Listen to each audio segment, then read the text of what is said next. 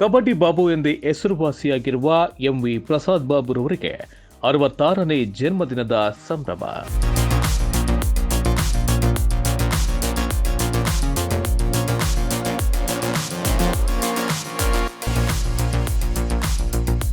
ಈ ಹಿನ್ನೆಲೆ ಕಬಡ್ಡಿ ಬಾಬಣ್ಣ ಅಭಿಮಾನಿ ಬಳಗದ ವತಿಯಿಂದ ಚಿಕ್ಕಸಂದ್ರದ ಬೈನಾಡು ಸ್ಟುಡಿಯೋ ಹತ್ರ ಹುಟ್ಟುಹಬ್ಬ ಕಾರ್ಯಕ್ರಮವನ್ನು ಅದ್ದೂರಿಯಾಗಿ ಹಮ್ಮಿಕೊಳ್ಳಲಾಗಿತ್ತು.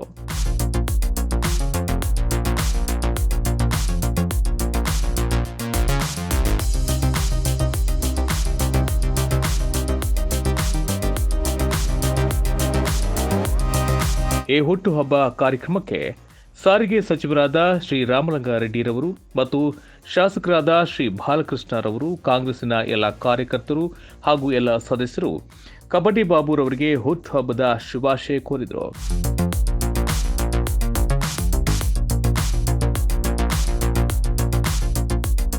ಮುಖಂಡರ ಇವತ್ತು ಸೇರಿ ಬಾಬು ಅವರ ಹುಟ್ಟುಹಬ್ಬವನ್ನು ಆಚರಣೆ ಮಾಡ್ತಾ ಇದ್ದಾರೆ. ಇವತ್ತು ಸಾಕಷ್ಟು ಜನ, ಸಹಸ್ರಾರು ಜನ ಕಾರ್ಯಕ್ರಮದಲ್ಲಿ ಬಂದಿರೋ ಪರವಾಗಿಲ್ಲ. ಅವರಿಗೆ ಇನ್ನೊಮ್ಮೆ ಹುಟ್ಟುಹಬ್ಬದ ಶುಭಾಶಯವನ್ನು ಕೋರಿ ನಾನು ಮಾತನಾಡುತ್ತೇನೆ. ಇದೇ ಸಂದರ್ಭ ಇವರ ಜನಸೇವೆ ಹೀಗೆ ಮುಂದುವರಿಲಿ ಎಂದು ಹಲವಾರು ಕಾರ್ಯಕರ್ತರು, ಸ್ನೇಹಿತರು, ಎಲ್ಲ ರಾಜಕೀಯ ಮುಖಂಡರು ಕಬಡ್ಡಿ ಬಾಬಣ್ಣರವರಿಗೆ ಶುಭ ಕೋರಿ ಹಾರೈಸಿದ್ರು. ಕಬಡ್ಡಿ ಬಾಬಣ್ಣ ಅಂತ ಅತ್ಯಂತ ಜನಪ್ರಿಯ ಕಬಡ್ಡಿ ಆಟಗಾರರು. ಬಹುಶಃ ಅವ್ರ ರಾಜಕೀಯ ಜೀವನದಲ್ಲಿ ಇನ್ನೂ ಎತ್ತರಕ್ಕೆ ಹೋಗಬೇಕಾಗಿತ್ತು.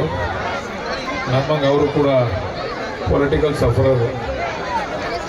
ಆದರೂ ಕೂಡ ಮುಂದೆ ಅವರಿಗೆ ದೇವರು ಆರೋಗ್ಯ ಐಶ್ವರ್ಯ ಕೊಟ್ಟು ಕಾಪಾಡಲಿ.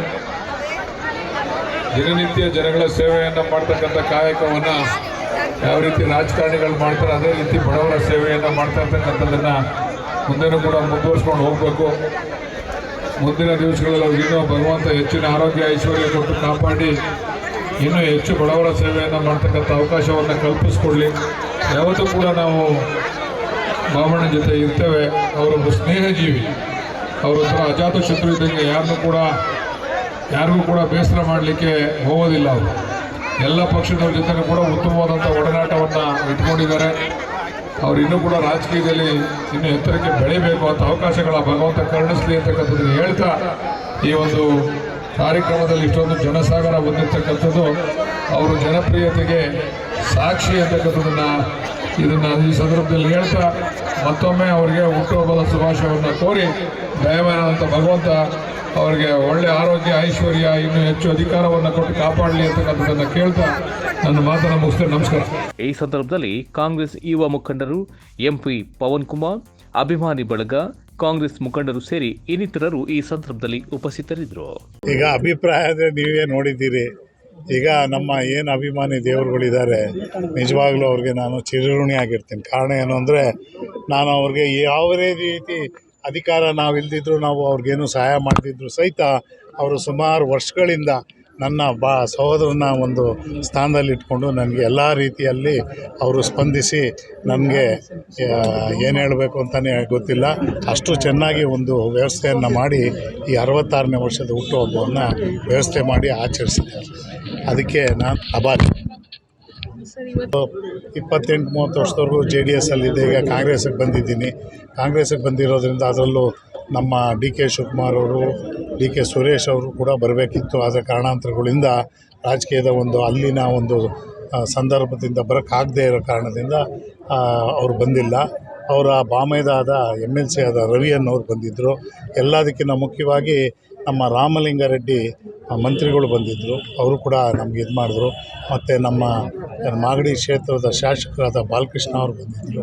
ಅವ್ರಿಗೂ ಕೂಡ ನಾನು ಭಾಳ ಆಭಾರಿಯಾಗಿರ್ತೇನೆ. ನಿಮಗೆ ಗೊತ್ತಿದ್ದಾಗೆ ಸುಮಾರು ವರ್ಷಗಳಿಂದ ನಾನು ಅಧಿಕಾರ ಇಲ್ದಿದ್ದರೂ ಭಾಳ ಕೆಲಸ ಮಾಡ್ಕೊಂಡು ಬಂದಿದ್ದೇನೆ. ಬಹುಶಃ ನಿಮಗೆಲ್ಲ ಗೊತ್ತಿರ್ಬೋದು, ನಾನು ಸ್ವಂತ ದುಡ್ಡಿನಿಂದ ನಾನು ಮಾಡಿರೋದು.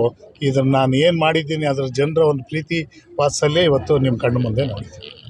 ಮೇಡಮ್, ಬೆಳಿಗ್ಗೆಯಿಂದ ಸುಮಾರು 40 ಕಡೆ ಕೇಕ್ ಕಟ್ಟಿಂಗ್ ಆಗಿ 5 kg ತಿನ್ನಿಸ್ಬಿಟ್ಟಿದ್ದಾರೆ. ನಾನು ಏನು ಮಾಡಬೇಕು ಗೊತ್ತಿಲ್ಲ. ನಾಳೆ ಡಾಕ್ಟ್ರ್ ಹತ್ರ ಹೋಗಬೇಕು. ಅಭಿಮಾನಿಯ ದೇವರು ಬಾಬಣ್ಣಗೆ ಕಳೆದ 3 ದಿನಗಳಿಂದ ಸತತವಾಗಿ ನನಗೆ 7ನೇ ತಾರೀಕು ರಾತ್ರಿ 12 ಗಂಟೆಯಿಂದ 3 ಗಂಟೆವರೆಗೂ ಆಗಿದೆ.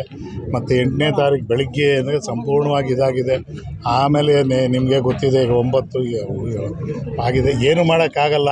ನಾನು ನಮ್ಮ ಸ್ನೇಹಿತರುಗಳು, ಕಾರ್ಯಕರ್ತರುಗಳು, ಪಕ್ಷದ ಹಿತೈಷಿಗಳು, ನಮ್ಮ ಸಹೋದರಗಳು, ಸಹೋದರಿಯರು ಅವರ ಒಂದು ಪ್ರೀತಿ ವಾತ್ಸಲ್ಯದ ಮುಂದೆ ಇದೆಲ್ಲ ಏನೂ ಇಲ್ಲ.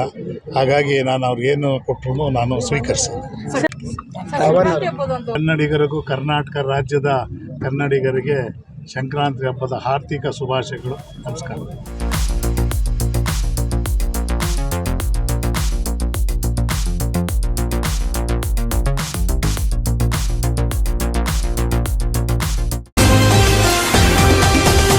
TV12 ಕನ್ನಡ, ಇದು ಕನ್ನಡಿಗರ ಧ್ವನಿ.